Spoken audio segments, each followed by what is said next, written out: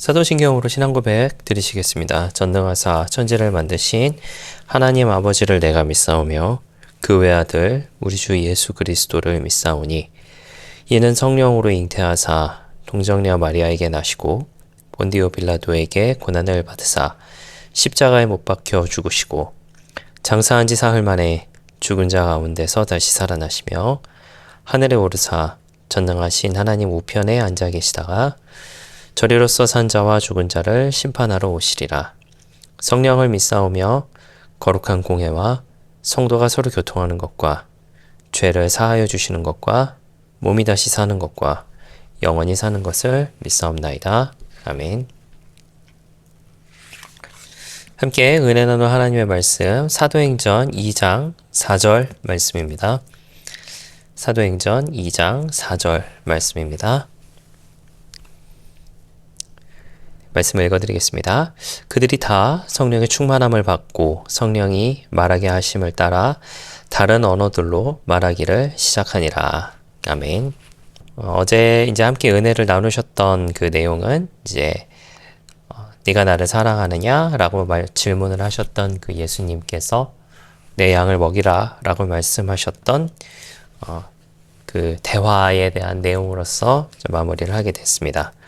우리가 계속 이제 베드로의 이야기를 살펴보면서 베드로가 얼마나 연약한 사람이었는지 그리고 어떠한 회복 과정을 가졌는지 또 오늘을 살고 있는 우리도 베드로와 비슷한 모습을 가지고 있다라고 하는 것을 좀 함께 이제 살펴보았습니다. 베드로는 굉장히 자신만만한 사람이었죠. 주를 위해 목숨을 버리겠습니다. 모두가 주를 버리더라도 저는 절대 그러지 않겠습니다. 라고 고백할 정도로 굉장히 자신만만한 사람이었으나 막상 예수님께서 잡혀가셨을 때 3번 부인하게 되고 또 역시나 숯불 앞에서 주님을 만났었을 땐 아마 고개조차도 들지 못하는 자신의 제가 정말로 주님을 사랑합니다가 아니라 주님께서 아십니다라고 이야기를 하면서 이제는 굉장히 낮아진 그런 모습을 보여줬다라고 하는 것을 우리가 살펴보았습니다. 그리고 이제 부활하신 예수님께서 이제 승천을 하시게 되죠. 그리고 그 이후에 이제 마가의 다락방에 모여서 함께 기도하고 난 후에 그 베드로의 모습을 우리가 또 좀 살펴보고자 합니다. 오늘 읽으셨던 이 본문의 말씀은 정확하게는 1절에서부터 사도행전 2장 1절에서부터 13절까지의 내용을 가지고 있는 꽤 긴 내용입니다.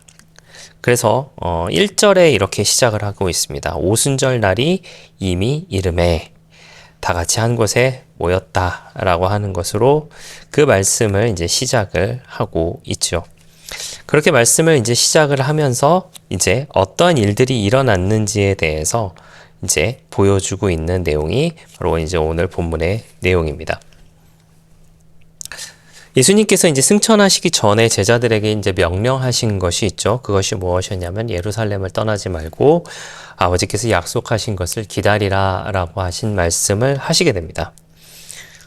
제자들은 이제 그 말씀을 붙들고 이제 기다렸습니다. 사실 이제 언제 오실지 알 수 없는 상황이었죠. 이제 초대교회의 모습, 이제 잠시 이제 초대교회의 그 모습을 좀 설명을 해드리자면 사실 예수님께서 수일 내에 오실 거라고 사실은 많이들 생각했었다라고 추정을 하고 있습니다. 빠른 시일 안에 이제 다시 오실 것에 대한 그런 기대감이 있었고, 그로 인하여서 그들이 함께 모여서 이제 공동체 생활을 이루었다라고 하는 것을 보고 있는 그런 견해들이 많이 있습니다. 그러나 중요한 것은 하나님의 약속을 신뢰하며 기다렸다라고 하는 것이죠. 그들의 마음이 임박한 종말론에 대한 이야기들이 많이 있기는 합니다만은 그런 것보다 중요한 것은 하나님의 약속을 기다렸다. 예수님의 말씀이 이루어질 것에 대한 기대감이 있었다. 그리고 하나님의 때가 되자 성령님께서 임하셨다라고 하는 그 내용 자체가 중요하다라고 하는 것을 저와 여러분이 기억해 주셨으면 좋겠습니다. 하나님의 약속은 언제나 약속 위에서 역사는 약속 위에서 이제 이루어지게 됩니다. 성령의 강림 사건이 오늘 이제 보여주고 있는 주된 내용인데, 이 성령 강림 사건은 어떤 갑작스러운 사건이 아니었다라고 하는 것이죠. 왜 이것이 갑작스러운 사건이 아니었냐 하면은 예수님께서 승천하시기 전에 약속을 하시게 되죠. 그리고 하나님께서 계획하셨으며 마침내 그 약속이 이루어졌다라고 하는 것입니다. 오늘도 이제 하나님은 약속하신 말씀을 이루시는 분이다라고 하는 겁니다. 우리의 눈에는 더디게 보일지도 모르겠고, 기도의 응답이 늦게 이루어지는 것처럼 보이고, 때로는 그 기도의 응답이 내가 원하지 않은 것으로 이루어지는 것으로 생각하게 들지만은, 중요한 것은 하나님은 한 번도 약속을 잊으신 적이 없고, 한 번도 약속하신 것을 어기신 것이 없고, 한 번도 약속하신 것을 지키지 않으신 것이 없다라고 하는 것이죠. 우리의 신앙도 조급함이 아니라 약속을 붙드는 믿음이 되었으면 좋겠다라는 생각을 하게 됩니다.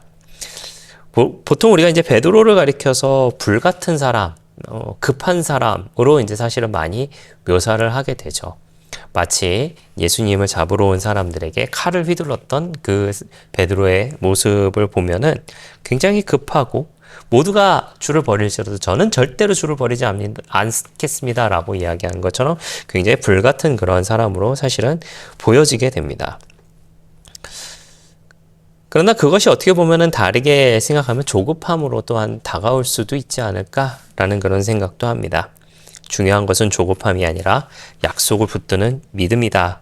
그리고 중요한 것은 그 조급함이 아니라 마치 주님께서 아십니다라고 고백했던 변화된, 회복된 베드로의 모습처럼 우리의 신앙생활도 그런 모습으로 가야 하지 않을까라는 그런 생각을 하게 됩니다.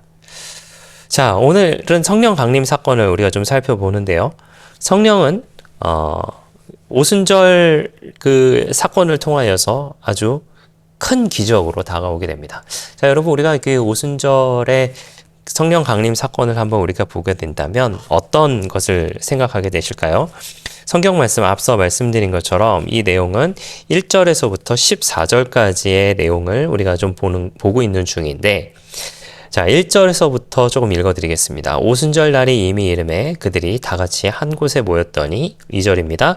호련히 하늘로부터 급하고 강한 바람 같은 소리가 있어 그들이 앉은 온 집에 가득하며, 3절입니다. 마치 불의 혀처럼 갈라지는 것들이 그들에게 보여 각 사람 위에 하나씩 임하여 있더니, 4절입니다. 그들이 다 성령의 충만함을 받고 성령의 말하게 하심을 따라 다른 언어들로 말하기를 시작하니라. 자, 성령의 모습입니다. 여기 보면 이제 급하고 강한 바람 같은 소리, 불의 혀처럼 갈라지는 것, 또 여러 가지 그런 내용들로 우리에게 다가오게 됩니다.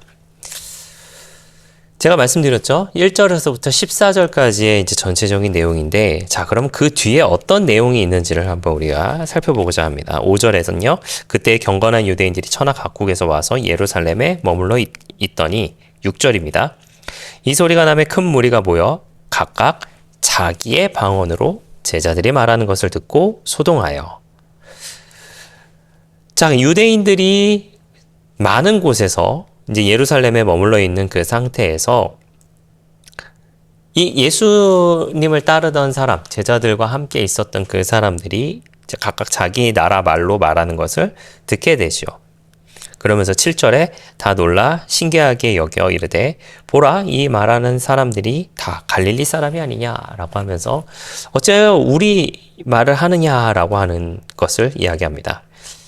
여기에는 바데인도 있었고 메데인도 있었고 엘람인, 또 메소포타미아, 유대, 가파도기아, 본도, 아시아, 부르기아, 밤빌리아, 애굽, 구레네, 리비아 등등등, 심지어 로마에 있었던 사람들까지도 모여있는 그런 상태였다라고 하는 것이죠. 이렇게 각각의 다른 나라 말로서 하나님의 큰 일을 말하는 것을 보고 굉장히 놀라고 당황하게 됩니다. 자, 우리가 이 부분에 대해서 잘 알고 있는 사건이죠. 자, 그런데 여기서 오순절의 가장 큰 기적을 이야기한다면 바람도 아니고 불의 혀도 아니고 각 나라의 언어도 말하는 것이 아니다라고 하는 것을 말씀드리고 싶어요. 물론 이 현상 자체, 이 내용 자체, 이 보여지는 이것 자체에 의미가 없다라는 것을 말씀드리는 것이 아닙니다. 그것이 말씀드리는 것이 아니라 이러한 것들은 너무나도 소중한 것이고 또 할 수만 있다면 우리가 이런 성령의 충만함을 통해서 성령 체험을 당연히 우리가 해야 되겠죠. 그리고 우리가 그런 성령 체험으로 나아가고 그런 성령 체험을 붙들고 살아가야 되는 것이 우리 모두의 모습입니다. 자, 그런데 여기서 제가 그것이 중요한 것이 아니다라고 말씀드렸던 가장 큰 이유는 무엇이냐면 바로 제자들과 베드로가 변했다라고 하는 것이죠. 이것이 어떻게 보면 가장 큰 기적이 아닐까라는 생각을 합니다. 왜 그러느냐? 자, 베드로가 어떤 사람이었습니까? 그리고 제자들이 어떤 사람이었습니까? 예수님과 3년 혹은 3년 반 동안 함께 동고동락했던 사람들입니다. 그리고 심지어 베드로는 예수님을 잡으러 온 사람들을 향하여서 칼을 들었던 사람입니다. 모두가 주를 버릴지라도 저는 절대 주를 버리지 않겠습니다라고 말했던 사람입니다. 그런 사람이 예수님께서 잡혀가셨을 때 숯불 곁에서 3번 예수님을 부인하게 됩니다. 부활하신 예수님의 소식을 들었지만 나는 그냥 고향으로 돌아가겠다라고 하면서 고향으로 돌아가서 자기의 원래 본업으로 돌아갔던 사람입니다. 그랬던 사람이, 그렇게 도망치던 사람이, 그렇게 피해 다녔던 베드로가 사람들 앞에 담대히 나와서 예수님을 전하고 있는 것이다 라고 하는 것이죠. 하나님의 큰 일이라고 하는 것은 무엇이겠습니까?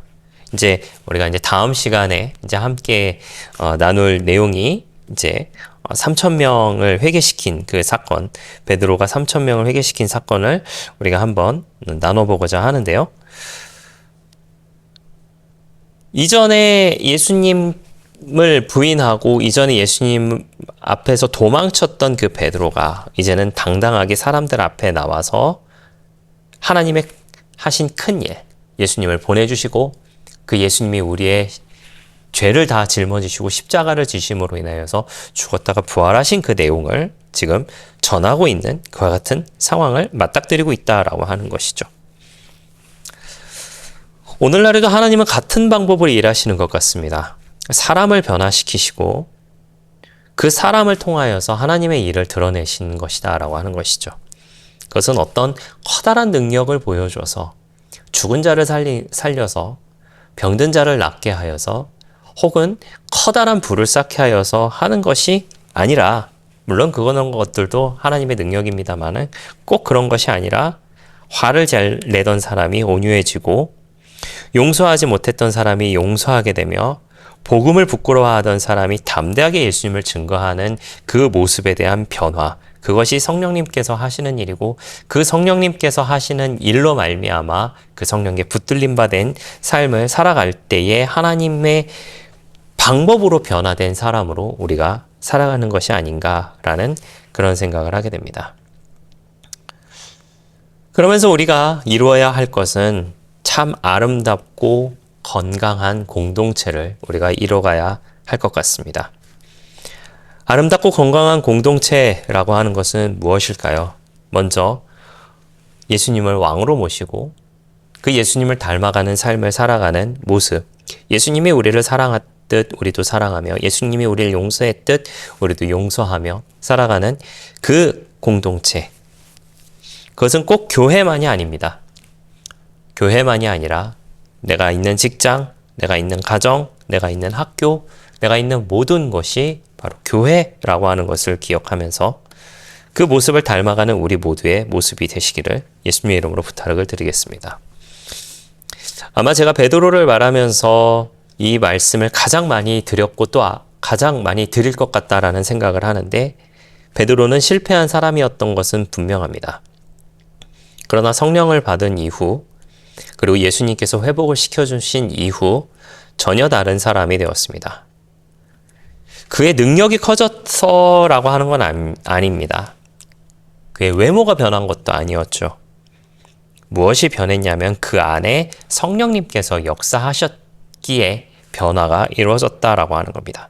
오늘을 살고 있는 우리도 마찬가지입니다. 우리도 연약하고 두려움이 있고 실패에 대한 기억이 있습니다. 그러나 하나님은 그런 사람을 결단코 외면하지 아니하시고 예수님께서는 저와 여러분을 지금도 지켜보고 계시고 손 내밀고 계신다라고 하는 것을 잊지 않는 저와 여러분 되시기를 부탁을 드리겠습니다. 그리고 우리에게 성령을 보내주셨죠. 그리고 그 성령을 통하여서 다시 일으켜주시고 복음의 증인으로 세워주신다라고 하는 그 놀라운 사실을 우리가 항상 잊지 말고 늘 성령님을 환영하고 모셔드리고 살아갈 수 있는 우리 모두의 넉넉한 신앙의 모습 다 되시기를 예수님의 이름으로 부탁을 드리겠습니다. 기도하겠습니다. 좋으신 아버지 하나님 감사합니다.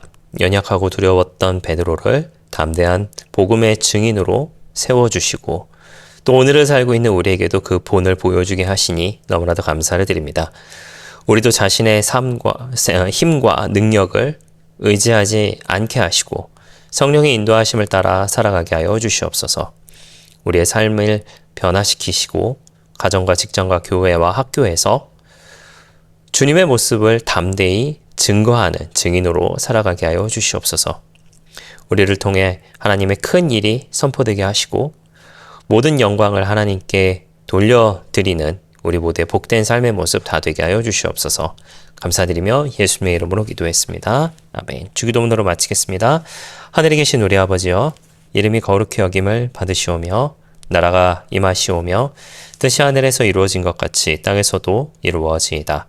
오늘 우리에게 일용할 양식을 주시옵고 우리가 우리에게 죄 지은 자를 사하여 준 것 같이 우리 죄를 사하여 주시옵고 우리를 시험에 들게 하지 마시옵고 다만 악에서 구하시옵소서. 나라와 권세와 영광이 아버지께 영원히 있사옵나이다. 아멘.